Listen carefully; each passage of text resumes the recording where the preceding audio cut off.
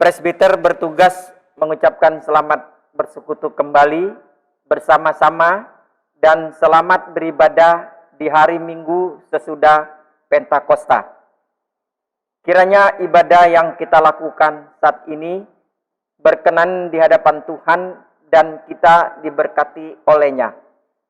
Pemberita firman pada ibadah ini adalah Pendeta Leoni Praweswari. Jemaat, mari berdiri untuk menyambut firman Tuhan hadir di tengah-tengah persekutuan kita. Mari kita memuji Tuhan dari Kidung Jemaat 13 bait pertama dan keempat.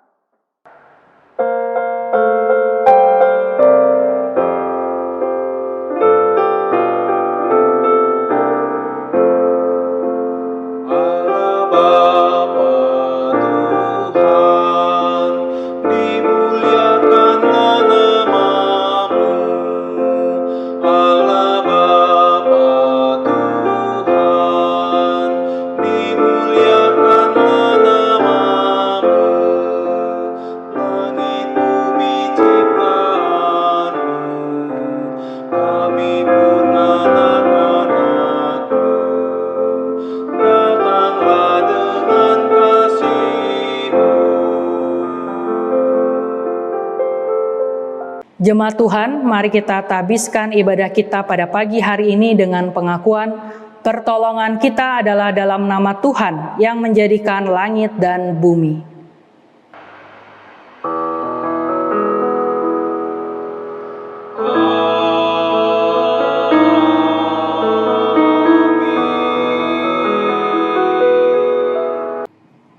Satu Korintus pasalnya yang pertama ayatnya yang kelima menjadi nas pembimbing kita, demikian firman Tuhan. Karena kalian sudah menjadi milik Kristus, maka hidupmu kaya dalam segala hal. Pengetahuanmu tentang segala sesuatu sangat dalam dan kalian pandai mengajar pengetahuan itu. Terimalah salam, kasih karunia dan damai sejahtera dari Allah Bapa dan Kristus Yesus Juru Selamat kita menyertai saudara.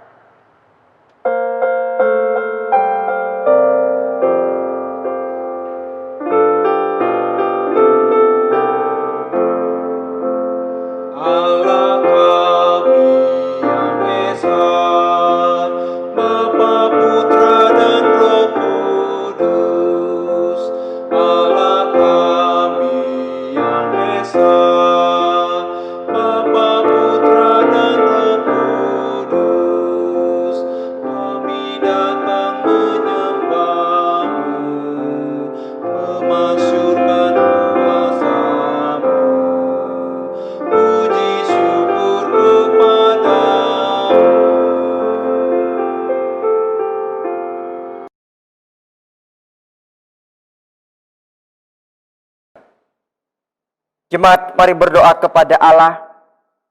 Ya Bapa Maha Kuasa, kami bersyukur atas pertolongan dan berkat-Mu yang kami terima dalam kehidupan selama sepekan yang lalu. Memulai kehidupan kami di pekan yang baru ini, kami datang untuk beribadah, bersujud sembah, dan memuji nama Tuhan. Layakkan kami dan berkenanlah atas ibadah, sembah sujud dan pujian kami panjatkan kepadamu.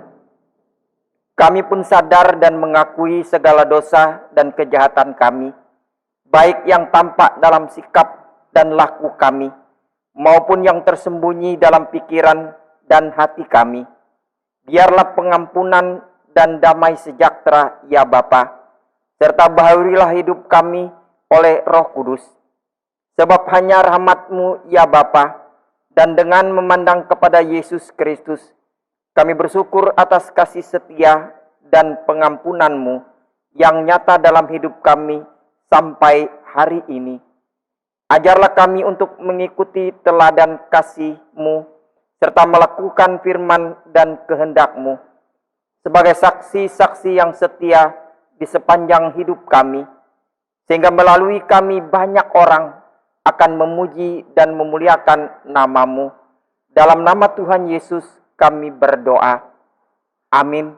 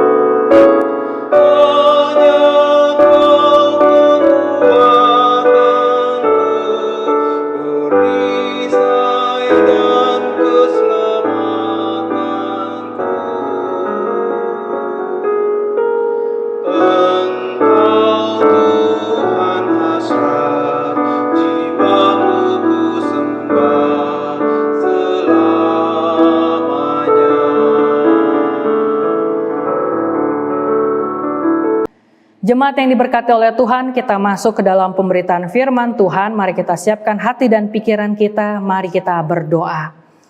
Bapa Sorgawi, sungguh kami bersyukur dan berterima kasih.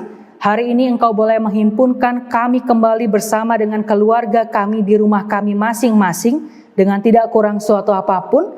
Kami siap ya Tuhan untuk kami boleh merenungkan bersama, mendengarkan bersama sabda kebenaran firman Tuhan. Berikan kepada kami Roh Kudus-Mu, agar kami diberikan kemampuan untuk mendengar dan melakukannya dengan setia di dalam hari-hari kami. Bersabdalah ya Tuhan, karena kami siap untuk mendengarkannya. Di dalam nama Tuhan Yesus kami sudah berdoa dan mengucap syukur. Amin. Jemaat Tuhan, marilah kita berdiri untuk mendengarkan firman Tuhan yang dibacakan dari Alkitab. Haleluya.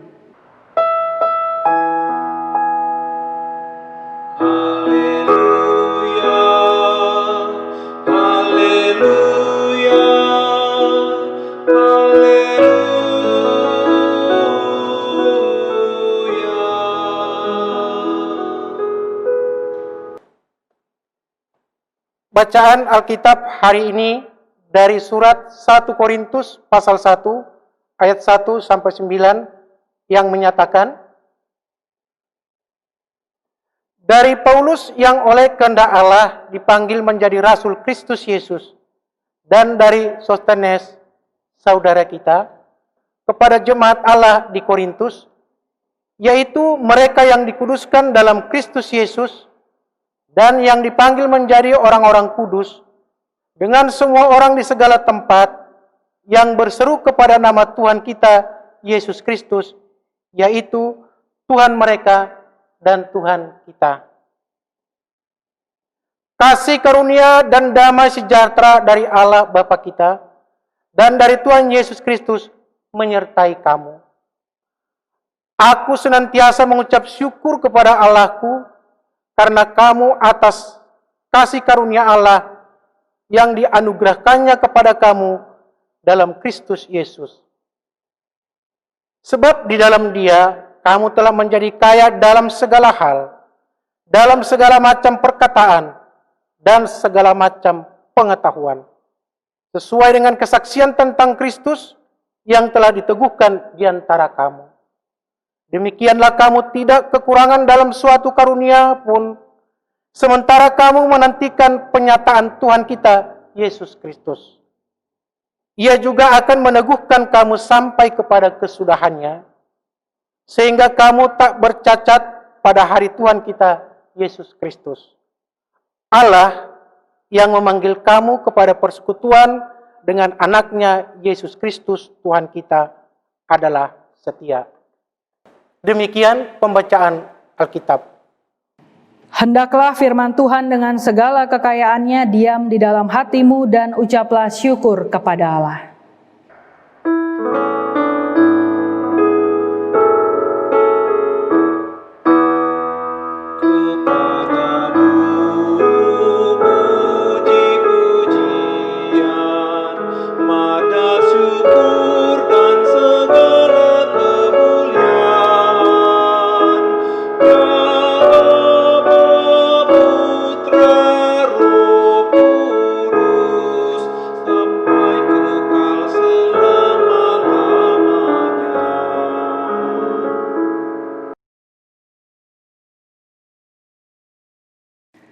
Shalom Bapak Ibu Jemaat yang diberkati oleh Tuhan, selamat pagi.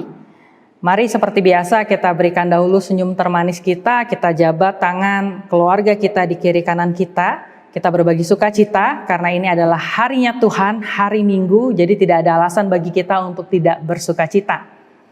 Bapak Ibu Saudara yang diberkati oleh Tuhan, kalau kita berbicara tentang orang-orang kudus atau mendengar istilah tersebut, mungkin pikiran kita akan langsung tertuju pada tokoh-tokoh besar atau seseorang yang di sepanjang kehidupannya banyak melakukan hal-hal baik sehingga hidupnya menjadi teladan bagi banyak orang. Misalnya saja Bunda Teresa, Mother Teresa atau mungkin yang lainnya. Intinya bahwa sebutan untuk orang-orang kudus itu tidak mungkin melekat pada orang yang di dalam kehidupannya banyak melakukan hal-hal yang tidak berkenan bagi Tuhan hal-hal yang membuat kehidupan bersama dengan masyarakat sekitar kacau balau, suka berselisih paham, sombong, iri hati, dan lain sebagainya. Sudah tentu istilah orang-orang kudus tidak melekat pada orang-orang yang demikian, bukan? Nah, tapi Bapak Ibu jemaat yang diberkati oleh Tuhan, kalau di dalam bacaan kita, kalau kita perhatikan baik-baik, apa yang terjadi itu berbeda. Karena Rasul Paulus menyebut jemaat yang ada di Korintus itu sebagai orang-orang kudus. Kita tahu bersama bahwa dari sekian banyak jemaat tempat Paulus memberitakan firman Tuhan, hanyalah Korintus rasa-rasanya yang kemudian menjadi jemaat yang memiliki banyak kekayaan, jemaat yang diberikan banyak karunia oleh Tuhan, namun adalah jemaat yang paling bikin Paulus pusing. Nah, dan kepusingan yang dihadapi Paulus itu juga tidak terlepas dari bagaimana situasi, kondisi atau latar belakang daripada kota Korintus sendiri, di mana jemaat Korintus itu ada. Nah, kalau Bapak Ibu jemaat yang diberkati oleh Tuhan ingat bahwa Korintus kita tahu bersama adalah sebuah kota besar pada zaman imperialisme Romawi. Dan setelah terpilih sebagai ibu kota provinsi Akaya, Korintus kemudian menjadi tempat tinggal gubernur Romawi di provinsi itu. Jadi kita bisa bayangkan betapa terkenalnya kota Korintus dan betapa pentingnya kota Korintus pada waktu itu. Letak kota Korintus sendiri juga sangat strategis. Kota ini diapit oleh dua pelabuhan besar, Lekium di bagian utara dan juga Kenkrea di bagian timur. Sehingga letak yang strategis ini membuat kota Korintus kemudian menjadi kota yang selalu dihampiri oleh orang-orang yang ingin berdagang pada masa itu. Sehingga Korintus sendiri menjadi kota pusat perdagangan yang sangat ramai. Orang-orang banyak datang dari mana-mana dan berkumpul di Korintus untuk berdagang. Nah, selain itu Bapak Ibu jemaat yang diberkati oleh Tuhan, Korintus juga merupakan kota tujuan wisata. Wah, kita semakin terbayang betapa ramainya Korintus pada masa itu. Mengapa menjadi kota tujuan wisata? Karena di kota itu setiap 2 tahun sekali diadakan pertandingan olahraga atletik yang disebut The Isthmian Games. Jadi seperti Olimpiade, seperti SEA Games. Nah, jadi 2 tahun sekali orang-orang datang berkumpul untuk menyaksikan pesta olahraga besar di kota tersebut. Dan kita juga bisa bayangkan betapa ramainya selain pusat perdagangan juga pusat tempat mengadakan kegiatan yang sebesar Olimpiade, sebesar SEA Games ada di Korintus 2 tahun sekali. Dan orang-orang yang datang ke kota tersebut tidak hanya membawa dagangan yang indah, yang bagus untuk diperjualbelikan, namun kita tahu juga ketika mereka datang tentu mereka membawa latar belakang kehidupan mereka. Mereka membawa tradisi mereka, mereka membawa budaya mereka, dan juga kepercayaan mereka, dan juga kebiasaan hidup mereka yang tidak berkenan bagi Tuhan. Sehingga jemaat Korintus yang berdiam di kota itu, yang ada di kota itu sedikit tidaknya terpengaruh dengan kehidupan-kehidupan amoral yang dibawa oleh orang-orang yang berdagang ramai tersebut, dan itulah yang terjadi di jemaat Korintus. Nah, selain banyak melakukan tindakan atau kehidupan atau kejahatan yang tidak berkenan bagi Tuhan, kejahatan amoral,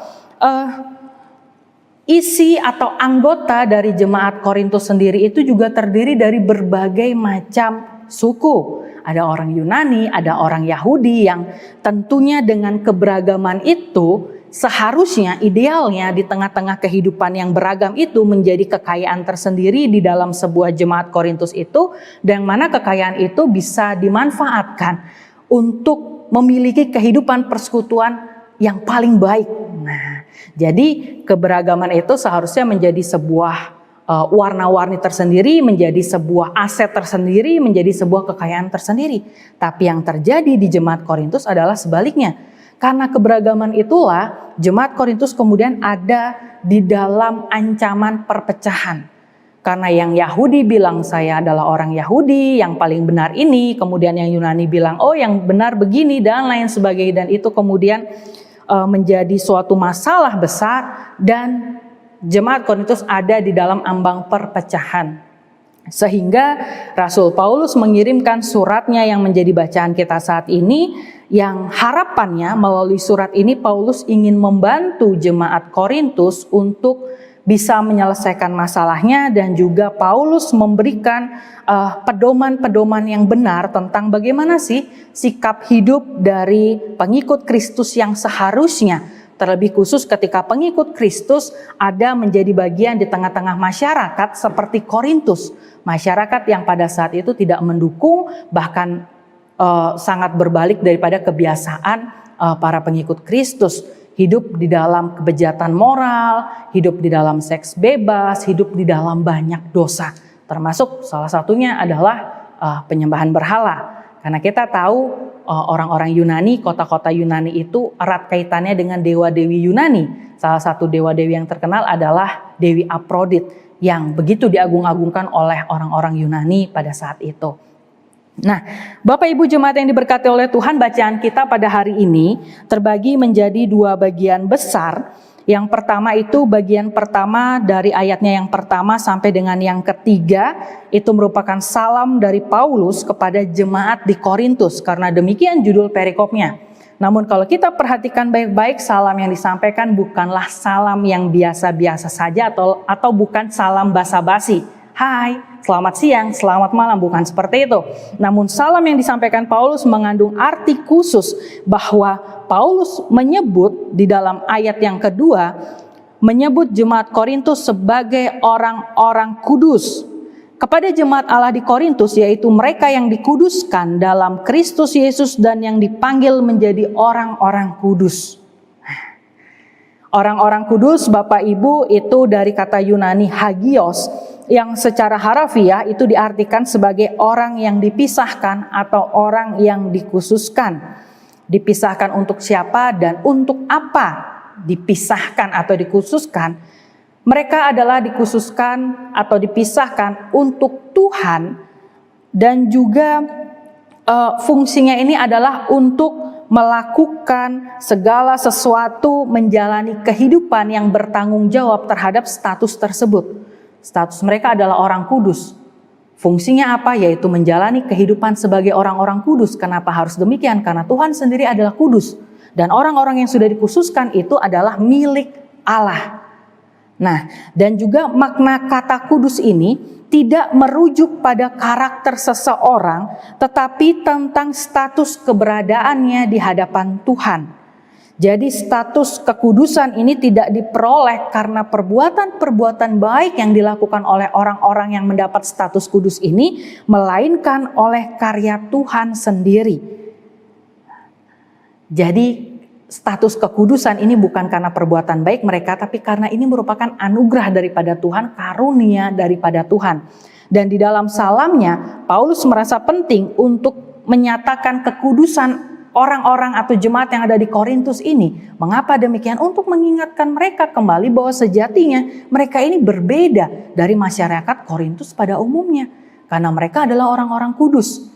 Dan setelah menyatakan kekudusan, mengawali suratnya dengan sebutan orang kudus, barulah kemudian Paulus mendorong jemaat untuk bersikap sesuai dengan statusnya tersebut, yang menjadi bagian kedua dalam perikop bacaan kita. Bagian kedua dari ayatnya yang keempat sampai dengan yang ke-9 merupakan inti pengajaran iman Kristen yang harus dipahami dan dilakukan oleh jemaat Korintus. Dan bagian dua ini menariknya dimulai dengan ucapan syukur. Mengapa dimulai dengan ucapan syukur itu menarik? Bapak Ibu, mari kita perhatikan bahwa ketika menulis surat ini, Paulus tentu sudah mengetahui bahwa jemaat Korintus itu ada di dalam sebuah masalah yang besar, ada di dalam ambang perpecahan yang tentunya semuanya itu membuat Paulus kecewa. Dan semestinya ketika kita menyampaikan surat kepada orang atau persekutuan yang buat kita kecewa ya, pasti kita awalnya itu nadanya marah karena sebagai bentuk kekecewaan, marah, lalu mungkin tegas, lalu mungkin ya sebagainya sejenis itu. Tapi hal tersebut tidak terlihat di dalam surat yang disampaikan Paulus kepada jemaat Korintus karena ia memulainya dengan ucapan syukur. Paulus ingin tetap bersyukur. Mengapa demikian? Karena sekalipun saat ini jemaat Korintus ada di dalam berbagai kehidupan yang menyakitkan hati Tuhan dan membuatnya kecewa, namun Paulus tetap ingat bahwa jemaat ini adalah jemaat yang kaya, jemaat yang diberkati luar biasa, diberikan banyak karunia, diberikan banyak kekayaan. Dan itulah alasan mengapa Paulus tetap mengucap syukur bagi jemaat di kota Korintus. Nah, Bapak Ibu jemaat yang diberkati oleh Tuhan, di sepanjang bagian yang kedua ini, setelah mengawali bagian yang kedua dengan ucapan syukur, maka selanjutnya dari ayatnya yang ke-7 sampai dengan yang ke-9, Paulus memberikan atau menyampaikan inti dari pengajaran Kristen atau iman Kristen yang harus dilakukan oleh orang-orang kudus yang ada di Korintus. Yang pertama kita lihat ayatnya yang ke-7. Di sana dikatakan, demikianlah kamu tidak kekurangan dalam suatu karunia pun. Sekali lagi, demikianlah kamu tidak kekurangan dalam suatu karunia pun. Jemaat Korintus jemaat yang luar biasa, tidak kurang suatu karunia pun. Jemaat ini adalah jemaat yang begitu diberkati, diberikan anugerah yang luar biasa oleh Allah.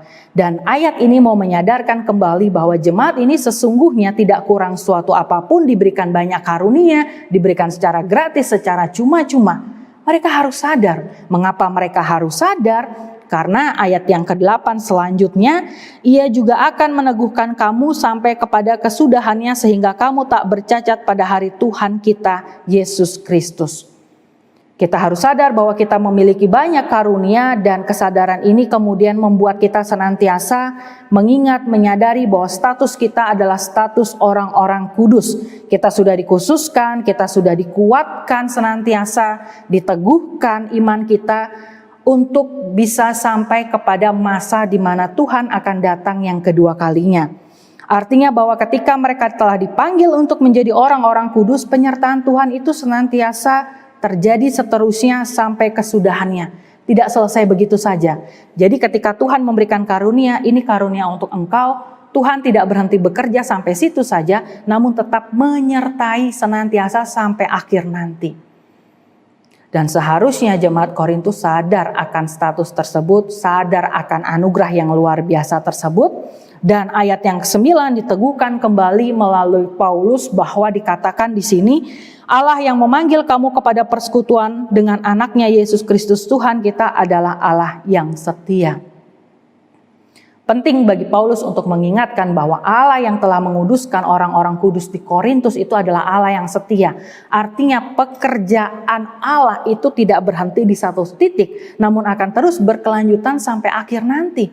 Sehingga seharusnya sekalipun Paulus tidak berada di tengah-tengah jemaat Korintus bisa ingat pengajaran Paulus tentang Kristus Yesus kepada mereka. Seharusnya orang-orang Korintus, walaupun masyarakat kehidupannya seperti itu, tidak terpengaruh.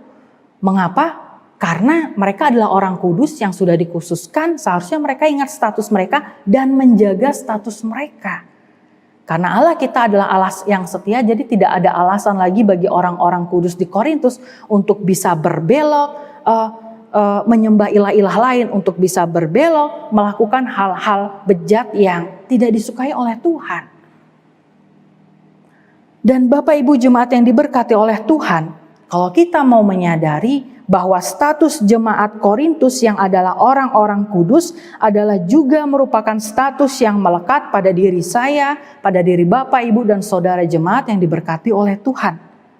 Sekali lagi, menjadi kudus bukan karena perbuatan-perbuatan kita yang hebat atau perbuatan kita yang baik, melainkan karena karya Allah yang membuat kita menjadi kudus. Karena anugerah dari Allah saja yang bisa menjadikan kita memiliki status kudus. Sehingga firman Tuhan pada pagi hari ini mau mengajarkan kita dua hal. Yang pertama Bapak Ibu, jangan pernah menjadi pribadi yang mudah mengeluh. Jangan mengeluh soal hidup yang serba kekurangan. Jangan juga mengeluh tentang persekutuan yang bermasalah. Dan jangan juga hanya mengandalkan pengetahuan dan pola pikir kita sendiri. Melainkan ingat selalu bahwa Allah memberikan karunia masing-masing kepada kita untuk boleh terus bersatu dan membangun persekutuan yang sesuai dengan iman pengharapan kita dan sesuai dengan karunia yang telah diberikan kepada kita. Dan karunia tersebut haruslah dipakai untuk memuliakan namanya dalam sikap hidup yang benar. Saling menghormati, saling menghargai, saling mendukung untuk kemajuan bersama sesuai dengan apa yang Ia kehendaki. Terlebih lagi di dalam kita saat ini menjalani kehidupan yang kehidupan persekutuan kita karena pandemi COVID-19 ini mengharuskan kita kemudian ada di rumah-rumah, belum bisa beribadah di gereja. Jangan mengeluh ketika kita belum bisa beribadah langsung di gereja seperti dulu. Rindu oke, tapi bukan berarti harus mengeluh. Mengapa demikian? Karena seharusnya kita menjadi umat yang saling mendukung, saling menguatkan, saling menopang, saling mengingatkan untuk tetap sabar, menanti dalam harap dan iman yang pasti bahwa nanti pada saatnya nanti ketika kita sudah boleh kembali bisa beribadah di gedung gereja, maka kita pasti beribadah. Jangan kemudian menjadi pengikut Kristus yang mengeluh, tidak bisa beribadah, tidak asik ibadah via streaming, tidak ada gregetnya rasanya kalau ibadah itu tidak di gereja, dan kemudian menjadikan kita menjadi pribadi yang tidak melaksanakan ibadah di rumah-rumah. Karena itu tadi banyak faktor. Jangan demikian. Di rumah ataupun di gereja, Tuhan senantiasa ada. Tuhan katakan di mana 2-3 orang berkumpul, di situ aku ada. Jadi tidak ada alasan bagi kita untuk mengeluh karena keadaan ini. Harusnya kita senantiasa saling menguatkan, mendukung terus di dalam doa. Memohon kepada Tuhan agar situasi ini boleh segera berakhir dan kita bisa kembali bersama-sama duduk di bangku gereja. Itu yang pertama. Lalu yang kedua, Bapak Ibu, senantiasa bersyukur. Selalu bersyukur untuk setiap pelayanan yang Tuhan berikan, baik dalam kehidupan pribadi, kehidupan keluarga maupun kehidupan persekutuan. Bersyukur itu adalah suatu kemampuan di mana kita mampu melihat hal-hal baik sekalipun di tengah hal-hal tidak baik. Jadi di berbagai keadaan apapun yang tidak baik, kita tetap mampu bisa melihat hal yang baik. Dan itu bersyukur. Sayangnya tidak banyak orang Kristen yang mampu melihat hal-hal baik sekalipun ada di tengah situasi yang tidak baik. Bersyukur mudah diucapkan tapi susah untuk dilakukan. Bapak Ibu jemaat yang diberkati oleh Tuhan, kita harus senantiasa bersyukur. Karena bersyukur itu tidak ditentukan oleh keadaan sedang baik, aku bersyukur, sedang buruk, aku tidak bersyukur, bukan. Bersyukur tidak ditentukan oleh keadaan, namun ditentukan oleh kesadaran bahwa hidup yang saya, Bapak, Ibu, Saudara jalani saat ini adalah anugerah dari Tuhan. Dan ketika Tuhan telah memberikan anugerahnya berupa kehidupan yang indah ini, maka Ia jugalah yang akan senantiasa menyertai kita di dalam kita menjalaninya. Karena Ia adalah Tuhan yang setia, yang tidak akan pernah meninggalkan kita berjuang sendiri. Jadi tidak ada alasan lagi untuk kita tidak bersyukur. Bagaimana mungkin saya bisa bersyukur ketika Tuhan rasa-rasanya diam, Tuhan meninggalkan saya, Tuhan membuat banyaknya terjadi hal buruk di dalam kehidupan saya. Tidak mungkin saya bersyukur. Tidak demikian. Sekalipun mungkin saat ini kita mengalami pergumulan hidup dan berbagai macamnya, termasuk situasi yang serba terbatas akibat pandemi COVID ini, kita tetap menyadari bahwa toh kemarin-kemarin kita sudah boleh mengalami banyak kebaikan dari Tuhan. Maka kalau kemarin kita sudah boleh mengalami kebaikan daripada Tuhan, pasti besok-besok kita juga akan merasakan hal yang sama. Saat ini Tuhan izinkan berbagai pergumulan dan berbagai tantangan hidup terjadi. Mungkin Tuhan mau melihat saya bisa menjadi pribadi yang lebih dekat dengan Dia. Itu kemampuan untuk melihat banyak hal baik di tengah-tengah 1000 hal buruk. Itu kemampuan untuk bersyukur. Dan di tengah-tengah pandemi COVID-19 ini, apa yang harus kita syukuri gara-gara COVID-19 ini? Bapak Ibu, mungkin banyak yang serba terbatas melakukan banyak hal karena COVID-19. Tapi ada satu hal positif yang harus kita syukuri karena pandemi ini, kita boleh menguatkan kembali tatanan kehidupan keluarga kita. Kita boleh kembali ke keluarga kita boleh duduk bersama beribadah di hari Rabu ibadah keluarga, beribadah di hari Minggu duduk bersama dengan keluarga kita. Dan itu adalah hal yang penting, karena kalau tatanan keluarga sudah kuat, maka kita melangkah keluar rumah, maka tatanan kehidupan persekutuan kita itu juga akan semakin kuat. Sehingga mari kita syukuri masing-masing bagian kita, pelayanan kita. Pelayanan bukan hanya di gereja menjadi pendeta atau menjadi majelis jemaat, namun menjadi orang tua bagi anak-anak terkasih itu juga pelayanan. Kita terima pelayanan itu dengan baik, dengan rasa syukur. Demikian juga berperan menjadi anak-anak yang baik, menghormati orang tua itu juga adalah pelayanan. Demikian juga dengan Rasul Paulus yang mengabdikan dirinya untuk bisa menjadi pelayan Tuhan dan tetap mengucap syukur sekalipun ketika berpelayanan itu ada jemaatnya yang sedang ada di dalam situasi yang tidak baik, sedang melakukan banyak hal yang membuat Tuhan dan dirinya kecewa, namun Paulus tetap mengucap syukur. Bapak Ibu jemaat yang diberkati oleh Tuhan, segala sesuatu yang kacamata manusia biasa lihat, tidak ada yang perlu disyukuri, tapi dalam kacamata orang-orang yang sudah dikuduskan Tuhan, ada banyak sekali hal yang harus disyukuri. Ingat bahwa kita adalah orang-orang kudus dan karakter utama dari orang-orang yang telah dikuduskan adalah mampu mengucap syukur di sepanjang waktu. Selamat menjadi orang-orang kudus Tuhan di masa kini, selamat mengucap syukur senantiasa. Tuhan memberkati kita sekalian. Amin.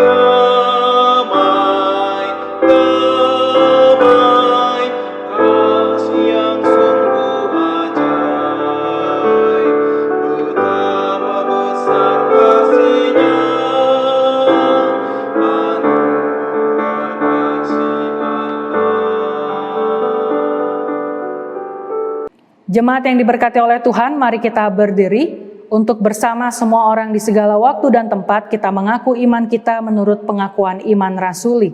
Dengan hati dan mulut dan sikap yang sempurna masing-masing orang berkata, "Aku percaya kepada Allah, Bapa yang Maha Kuasa, Khalik langit dan bumi, dan kepada Yesus Kristus anaknya yang tunggal Tuhan kita, yang dikandung daripada Roh Kudus, lahir dari anak darah Maria, yang menderita di bawah pemerintahan Pontius Pilatus, disalibkan, mati dan dikuburkan, turun ke dalam kerajaan maut. Pada hari yang ketiga, bangkit pula dari antara orang mati, naik ke surga, duduk di sebelah kanan Allah, Bapa yang Maha Kuasa, dan akan datang dari sana untuk menghakimi orang yang hidup dan yang mati. Aku percaya kepada Roh Kudus, gereja yang kudus dan am, persekutuan orang kudus, pengampunan dosa, kebangkitan daging, dan hidup yang kekal." Mari Bapak Ibu kita satu di dalam doa, kita berdoa. Allah Bapa yang bertahta di dalam kerajaan surga, terima kasih untuk sapaan firman Tuhan di pagi hari yang indah ini, di hari Minggu yang luar biasa bagi kami semua, bahwa Tuhan boleh mengingatkan kami untuk sebagai umat pilihan Tuhan, orang-orang kudus yang telah Engkau panggil dan Engkau khususkan untuk melakukan banyak perbuatan baik di tengah-tengah kehidupan dunia ini, kami senantiasa harus bersyukur dan menjauhkan diri kami daripada keluh kesah.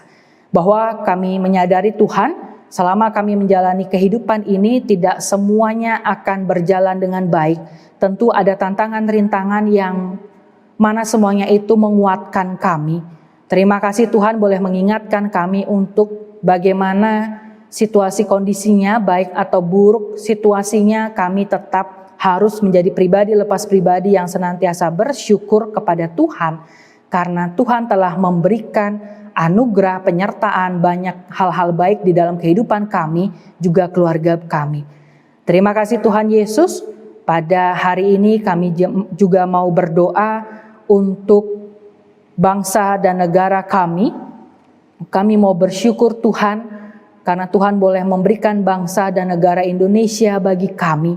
Kiranya Tuhan memberkati para pemimpin bangsa kami, Tuhan berkati Bapak Presiden Jokowi beserta jajarannya, di dalam mereka semua boleh melakukan kepemimpinan Tuhan, dan terkhusus di masa-masa seperti ini, di mana pemerintah dituntut untuk boleh dengan sigap mengeluarkan setiap program dan juga melakukan hal-hal yang cepat tanggap Tuhan di dalam rangka mengatasi masalah pandemi COVID-19 ini. Tuhan berkati setiap orang yang telah turut ambil bagian, boleh menjadi garda terdepan di dalam menanggulangi masalah ini. Tuhan berkati mereka semua, Tuhan berkati TNI Polri, Tuhan berkati tim medis, para dokter, para perawat, Tuhan berkati semua orang yang turut ambil bagian, para relawan yang bekerja 24 jam Tuhan, dengan siap siaga membantu kami semua yang membutuhkan. Tuhan beri kekuatan kepada mereka semua, Tuhan senantiasa menyertai mereka semua, senantiasa ada di dalam penyertaan Tuhan yang sempurna.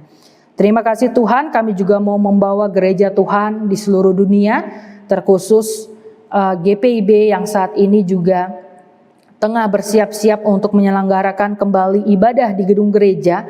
Bahkan ada beberapa dari kami yang juga sudah melaksanakan ibadah di new normal ini. Kiranya Tuhan tetap memberikan kepada kami hikmat kebijaksanaan, agar di dalam setiap kami mengambil keputusan untuk kapan kami bisa beribadah kembali di gereja, kami sungguh dipenuhi oleh Roh Kudus, Roh hikmat, agar setiap keputusan itu menjadi keputusan yang terbaik. Tidak hanya bagi jemaat Tuhan, namun juga bagi semua orang. Biarlah Tuhan, gereja Tuhan ini boleh menjadi pionir yang mengedukasi agar penyebaran virus COVID-19 ini bisa semakin ditekan. Terima kasih Tuhan Yesus. Kami juga mau berdoa terkhusus untuk jemaat Tuhan di tempat ini, Jemaat Maranatha Pangkal Pinang beserta setiap Pospelkes yang ada, Pospelkes Manunggal dan juga Pospelkes Pelita di Tempilang. Tuhan berkati setiap jemaat Tuhan juga yang saat ini juga sudah mulai beraktivitas di luar rumah untuk bekerja, untuk bersekolah dan lain sebagainya. Tuhan berkati juga seluruh elemen masyarakat, kiranya Tuhan senantiasa mengingatkan kami semua agar kami senantiasa diberikan hikmat untuk kami tetap mau dan mampu mematuhi protokol kesehatan guna memutus rantai penyebaran COVID-19 ini. Terima kasih Tuhan Yesus, berkati jemaat Tuhan di dalam pekerjaan masing-masing, berkati jemaat Tuhan yang boleh berulang tahun juga yang boleh kembali mengingat rayakan ulang tahun pernikahan mereka. Tuhan juga kiranya berkati dan jawab pergumulan dari jemaat Tuhan yang sakit dan juga yang saat ini mungkin mengalami rasa sakit akibat kehilangan. Tuhan mampukan kami semua untuk melewati setiap prosesnya hanya di dalam Tuhan, dan buat kami mengerti Tuhan bahwa apapun yang boleh terjadi di dalam kehidupan kami, itu tidaklah terlepas dari rancangan Tuhan yang kami tahu bahwa setiap rancangan Tuhan itu adalah baik bagi kami. Tuhan tetap ada bersama dengan kami, beri kami kekuatan untuk kami boleh melewati setiap prosesnya hanya bersama dengan Tuhan.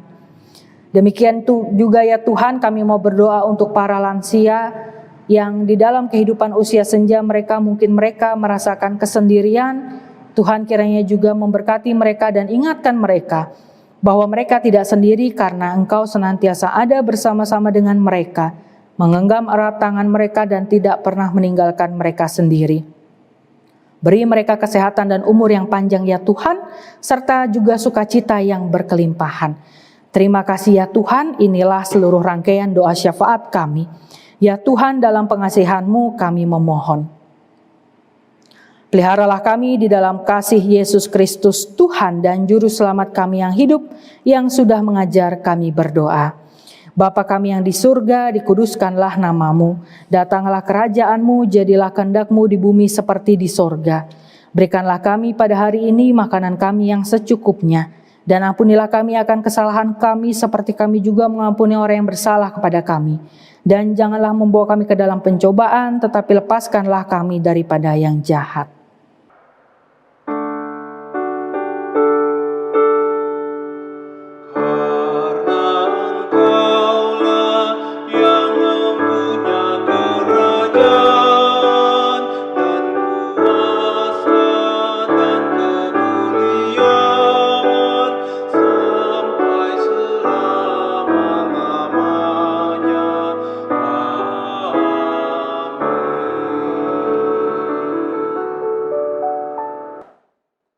Jemaat, ucapkanlah syukur-Mu kepada Allah, bawalah persembahan sukarela kepadanya, sebab setiap hari Dia telah mengerjakan pembebasan atas kita.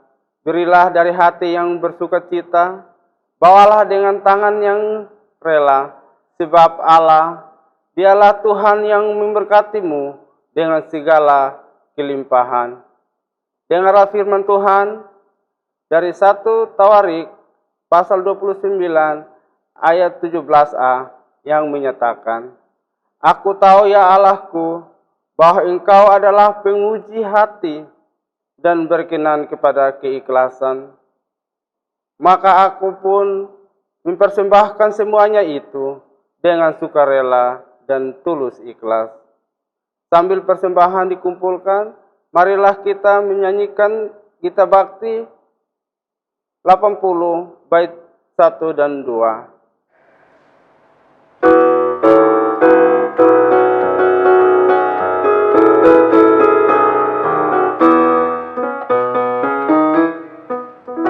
Mari bawa persembahan kepada Tuhanmu dengan hati sukacita, bersyukur padanya.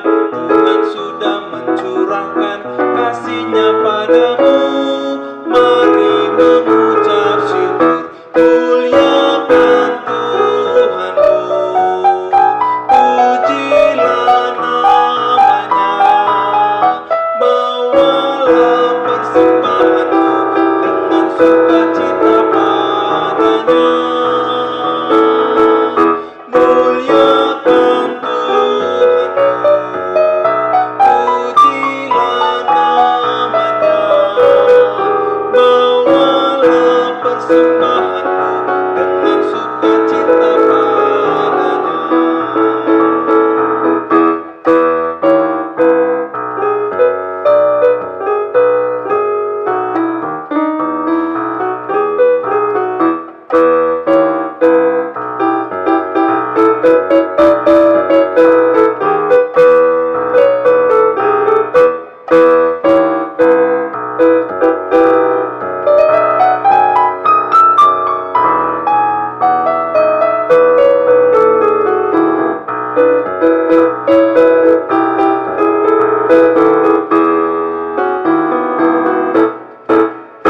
Jangan takut dan khawatir, Tuhan menjagamu. Kau tak akan kekurangan di dalam hidupmu. Apapun yang kau butuhkan diberikan Tuhanmu. Mari mengucap syukur, muliakan Tuhanmu, pujilah namanya, bawalah persembahanmu dengan sukacita padanya.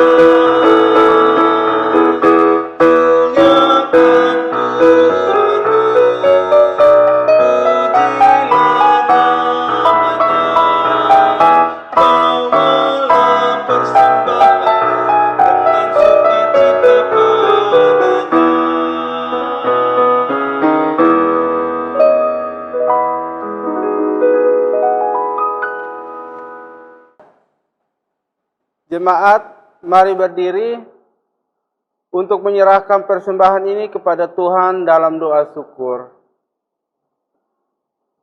Siapakah kami ini ya Tuhan, sehingga sanggup memberi kepadamu semua yang ada pada kami, berasal dari Engkau.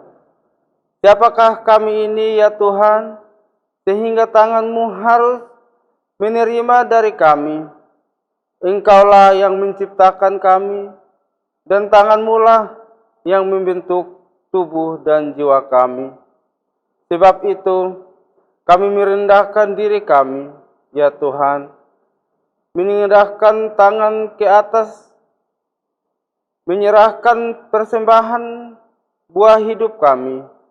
Terimalah persembahan umat-Mu ini, bagaikan dupa yang harum.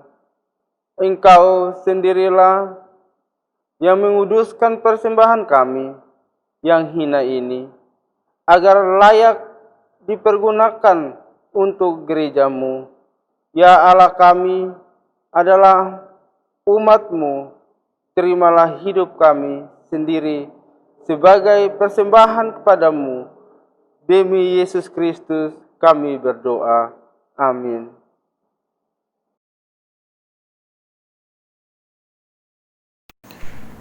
Bapak Ibu jemaat yang dikasihi Tuhan, dimohon perhatiannya sejenak untuk mendengarkan warta jemaat Minggu ke-6 sesudah Pentakosta 12 Juli 2020. Yang pertama, sesuai himbauan pemerintah tentang COVID-19, maka A. Ibadah minggu dan ibadah lainnya masih dilaksanakan di rumah masing-masing. B. Menerapkan hidup sehat dan bersih. C. Memakai masker saat beraktivitas di luar rumah. D. Menjaga pembatasan fisik dan sosial. 2. Atestasi. Majelis Jemaat telah mengeluarkan surat atestasi atas permohonan keluarga Octavianus Tauho ke Gemit Emmaus Ayotoko Kupang. 3. Ibadah syukur HUT ke-39 Persekutuan Kaum Bapa akan dilaksanakan pada hari Minggu 19 Juli 2020 pukul 9 WIB menggunakan tata ibadah dari sinode secara online. 4. Sidang Majelis Jemaat akan dilaksanakan pada hari Minggu 19 Juli 2020 pukul 13 WIB secara virtual.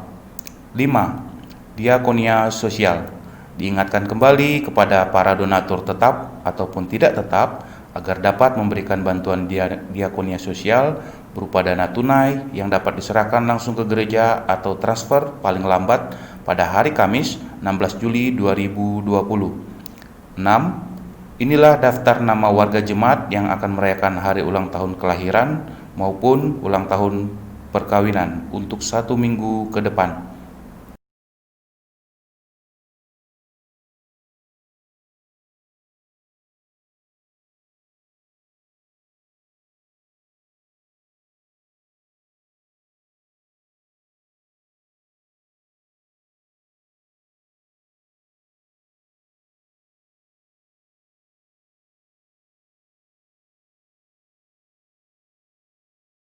Majelis Jemaat mengucapkan selamat, Tuhan Yesus memberkati. 7. Majelis Jemaat mengucapkan terima kasih kepada seluruh jemaat yang telah memberikan persembahan syukur dan persembahan syukur lainnya. Tuhan Yesus memberkati. Demikianlah warta jemaat pada hari ini. Atas perhatiannya kami ucapkan terima kasih. Tuhan Yesus memberkati. Jemaat yang diberkati oleh Tuhan, mari kita berdiri. Kembalilah ke dalam kehidupan kita sehari-hari dan tetaplah setia melakukan firman Tuhan yang telah kita dengar.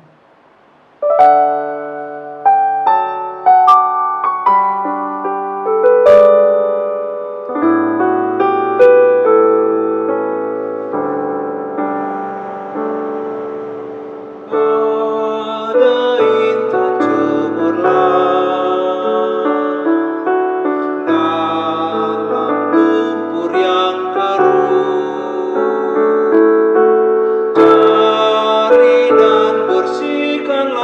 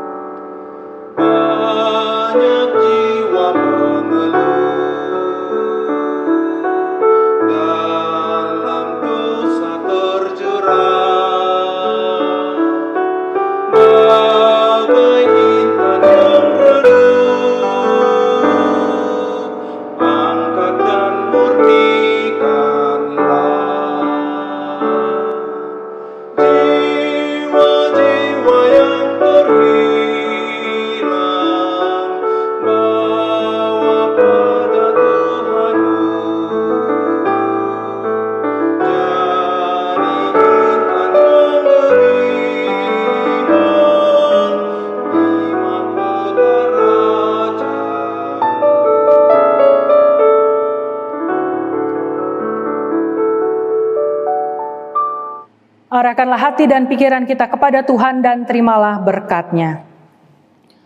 Tuhan memberkati engkau dan melindungi engkau. Tuhan menyinari engkau dengan wajah-Nya dan memberi engkau kasih karunia. Tuhan menghadapkan wajah-Nya kepadamu dan memberi engkau damai sejahtera.